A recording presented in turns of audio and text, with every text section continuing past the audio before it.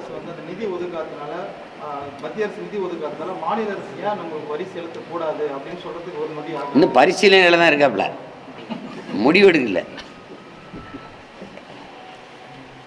சொல்லுவாங்க அவங்க, அது அந்த மாதிரி கடுமையான போராட்டங்களை எல்லாம் செய்து அதை தடுக்க மாட்டாங்க, அந்த நிதியை பெற மாட்டாங்க. நம்மக்கிட்ட வந்து புலம்புவாங்க, எங்களுக்கு நிதி தரலை, நாங்கள் என்ன செய்ய முடியும், நாங்கள் என்ன செய்ய முடியும், என்ன செய்ய முடியும் அப்படிம்பாங்க.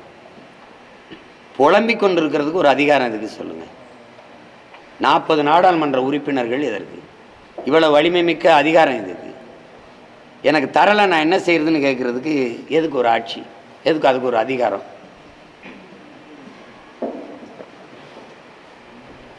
அது பீகாரால் பெற முடியுது, உங்களால் ஏன் பெற முடியல?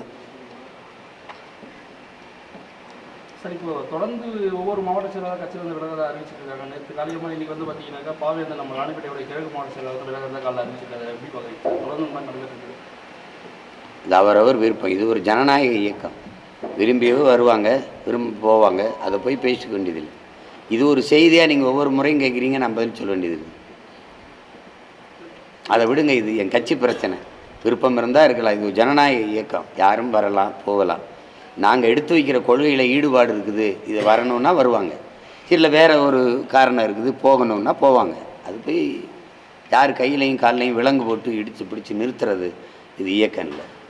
அதை விட்டுருங்க. அது இப்போ கேட்குற இதை கேட்கும்போது எல்லாமே சிரிப்பாங்க. என் கட்சியில் இருக்க பிரச்சனை நாட்டுக்கு பிரச்சனையா? இப்போ மொழியை பற்றி பேசுனீங்க, அது பிரச்சனை. இப்போ வரி நமக்கு தரலை, நமக்கு உரிய வரியை எடுத்துக்கிட்டு நமக்கு நிதியை தரலை, இந்திய ஒன்றிய அரசு தராமல் தமிழ்நாட்டு மக்களை வஞ்சிக்குதுங்கிறது ஒரு மக்களுக்கான பிரச்சனை. அதை தான் பேசணும். இதை விடுங்க, இது எங்கள் பிரச்சனை, சொந்த பிரச்சனை.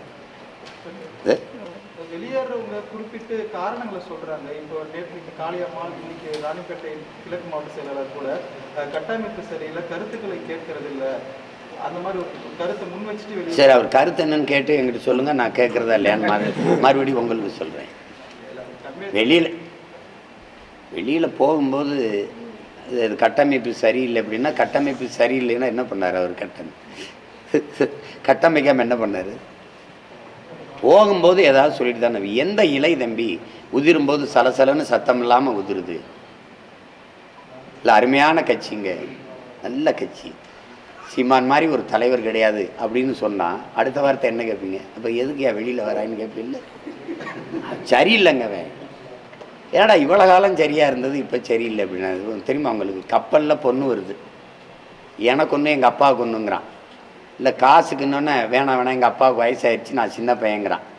இது மாதிரி அது இருக்கிற வரை இருக்கிறது. ஏட்டல் என்ன சீச்சி இந்த பழம் புளிக்குங்கிறது அது ஒரு கோட்பாடாக. இது வெளியில் போகிறவங்க எதையாவது சொல்லிட்டு தான் போவாங்க, அதை பொருட்படுத்த முடியாது. செய்திகளை உடனுக்குடன் தெரிந்து கொள்ள உடனே சப்ஸ்கிரைப் பண்ணுங்க.